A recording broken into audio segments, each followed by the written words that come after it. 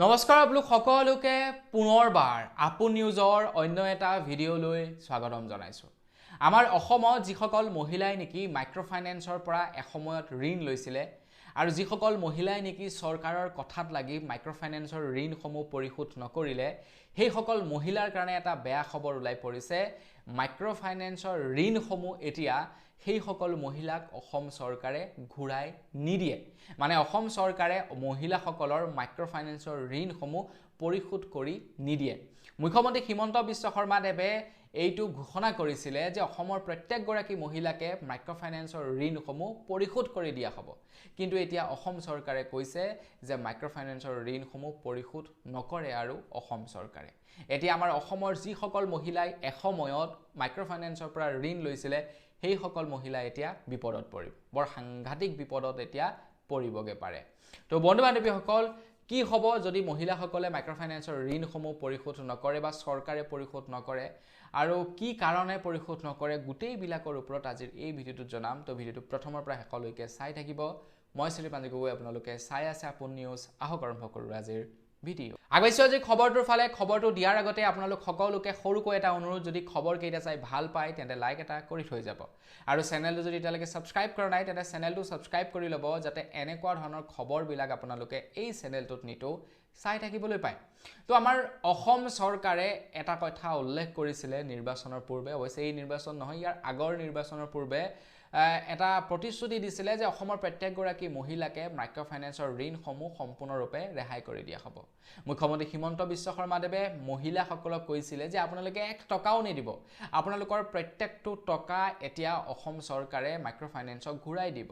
কোনোবা এজেণ্টে যদি আপোনালোকৰ ঘৰলৈ পইচা বিচাৰি আহে তেওঁলোকৰ ঠেং ভাঙি দিব। আৰু সেই হিচাপত অসমৰ মহিলাসকলে মুখ্যমন্ত্ৰী হিমন্ত বিশ্ব শৰ্মাদেৱক ভোট দিছিলে আৰু তাৰ পাছত বিজেপিয়ে চৰকাৰ গঠন কৰিবলৈ সক্ষম হৈছিলে।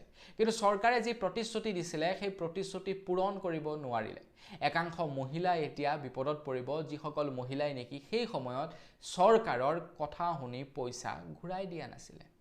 এতিয়া ৰিপৰ্ট অনুসৰি, মানে গুগলত পোৱা ৰিপৰ্টছ অনুসৰি চৰকাৰৰ সৈতে ফাইনেন্স কোম্পানীবিলাকৰ এখন MOU স্বাক্ষৰ হৈছিলে, মানে এখন চুক্তি স্বাক্ষৰ হৈছিলে ফাইনেন্স কোম্পানীখিনিৰ সৈতে আমাৰ আমাৰ অসম চৰকাৰৰ। তো মাইক্ৰ ফাইনেন্সসমূহক টোটেল ঘূৰাবলৈ বাকী আছিলে প্ৰায় 12,000 কোটি টকা মহিলাসকলে।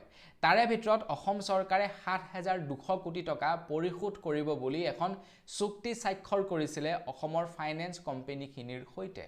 মানে 12,000 কোটি টকা ঘূৰাবলৈ আছে, তাৰে ভিতৰত 7,200 কোটি টকা অসম চৰকাৰে ঘূৰাব আৰু সেই হিচাপত মহিলাসকলক NOC প্ৰদান কৰিব অসম চৰকাৰৰ ফালৰ পৰা, অৰ্থাৎ নো ডিউ চাৰ্টিফিকেট বা নো অবজেকশ্যন চাৰ্টিফিকেট প্ৰদান কৰিব অসমৰ মহিলাসকলক। আৰু সেই হিচাপত প্ৰথম পৰ্যায়ত অসম চৰকাৰে 25,000 টকাকৈ বিতৰণ কৰে, যিসকল মহিলাই নন ষ্টপ কোনো ডিউ নৰখাকৈ পইচা বিতৰণ কৰি আছে, পইচা পৰিশোধ কৰি আছিলে, সেই সকল মহিলাক 25,000 টকাকৈ পৰিশোধ কৰিলে। আৰু দ্বিতীয়টো পৰ্যায়তো ঠিক তেনেকৈ যিসকল মহিলাৰ EMI পৰিশোধ কৰিবলৈ আছিলে তেনেধৰণৰ মহিলাসকলকো চৰকাৰৰ ফালৰ পৰা মানে নো ডিউ চাৰ্টিফিকেট বা নো অবজেকশ্যন চাৰ্টিফিকেট দিয়া হয়। কিন্তু আমাৰ অসমত বহুতো মহিলাই মাইক্ৰ ফাইনেন্সৰ ঋণ লৈছিলে, প্ৰায় 12,000 কোটি টকাৰ টোটেল এমাউণ্ট হৈছিলে আৰু সেই 12,000 কোটি টকাৰে 7,200 কোটি টকা পৰিশোধ কৰিব বুলি অসম চৰকাৰৰ সৈতে চুক্তি স্বাক্ষৰ হৈছিলে ফাইনেন্স কোম্পানীবিলাকৰ। কিন্তু সেই চুক্তি অনুসৰি অসম চৰকাৰে ফাইনেন্স কোম্পানীসমূহক কেৱল 2,000 কোটি টকাহে পৰিশোধ কৰিলে, বাকীখিনি টকা পৰিশোধ নকৰিলে অসম চৰকাৰে।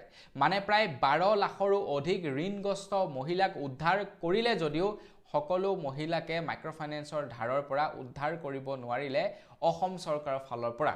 মানে 12,000 কোটি টকাৰ ধাৰ আছিলে, তাৰে 7,200 কোটি টকা অসম চৰকাৰে প্ৰদান কৰিব বুলি কৈছিলে।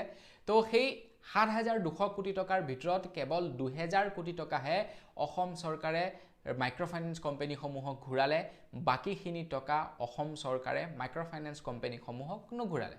এতিয়া মাইক্ৰ ফাইনেন্সে যেতিয়া টকাসমূহ নাপালে, নোপোৱাৰ লগে লগে মাইক্ৰ ফাইনেন্স কোম্পানীসমূহে এতিয়া কাৰ পৰা বসুল কৰিব? মাইক্ৰ ফাইনেন্স কোম্পানীয়ে চৰকাৰৰ লগত পাংগা নলয়। কিয় পাংগা নলয়?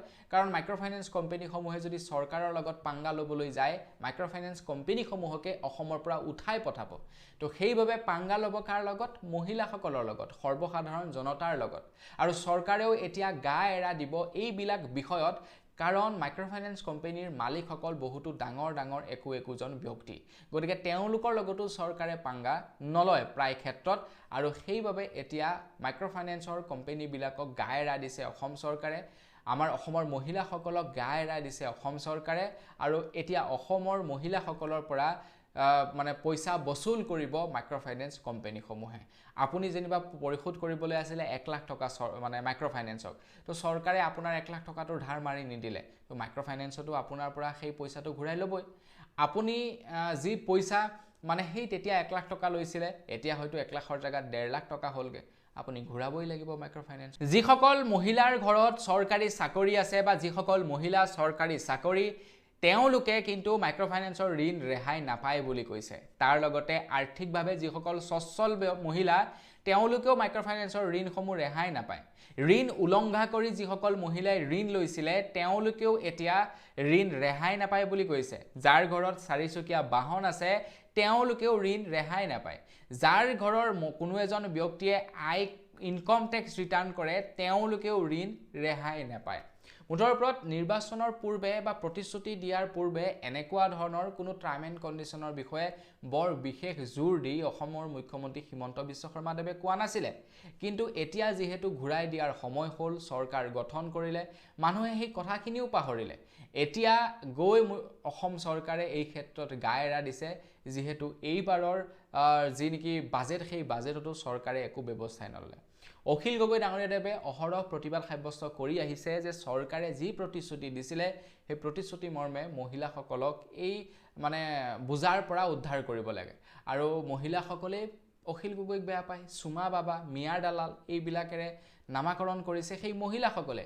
কিন্তু সেই মহিলাসকলৰ হকে মাত দি আহিছে অখিল গগৈয়ে কৈছে যে অৰুণোদয় আঁচনিৰ 3000 টকাকৈ দিম বুলি কৈছিলে চৰকাৰে 3000 টকা দিব লাগে মহিলাসকলৰ ঋণ পৰিশোধ কৰিম বুলি কৈছিলে মহিলাসকলৰ ঋণ পৰিশোধ কৰিব লাগে কিন্তু মহিলাসকলে আকৌ বুজে উল্টাটোহে মহিলাসকলে আকৌ উলুটা অখিল গগৈৰহে বিৰোধিতা কৰে এটা যদিহে মহিলাসকলে ঋণ ঘূৰাই নিদিও বুলি কয় তেনেহলে কি হ'ব ঘূৰাবটো লাগিবই নতুবা তেওঁলোকৰ সিবিল বেয়া হ'ব নতুবা তেওঁলোকৰ ওপৰত আইনী ব্যৱস্থা লোৱা হ'ব আৰু খুদে মূলে পইচাসমূহ ঘূৰাই দিব লাগিব এতিয়া মাইক্ৰ'ফাইনেন্স কোম্পানীক বহুতৰ ঘৰলৈ হয়তো ইতিমধ্যে নটিচো আহিছে বহুতৰ ঘৰত আহি এজেণ্টসমূহে হয়তো পইচা বিচাৰিও আহিছে চাগে প্ৰায় বহু কেইবছৰ হৈ গ'ল পইচা বিচাৰি নাই অহা 4-5 বছৰ হৈ গ'ল পইচা বিচাৰি নাই অহা কিন্তু এতিয়া হয়তো পইচা বিচাৰি আহিছে হয়তো তেওঁলোকলৈ নটিচ আহিছে যে আপোনালোকে পইচা ঘূৰাই দিব লাগে কিন্তু মহিলাসকলে এতিয়া ঘূৰাব ক'ৰ পৰা কাৰণ মহিলাসকলে এতিয়া মানে সেই পইচা গ'ল আৰু গ'ল তেতিয়াই লৈছিলে খুদে মূলে কিমান হ'ল এতিয়া ঠিক নাই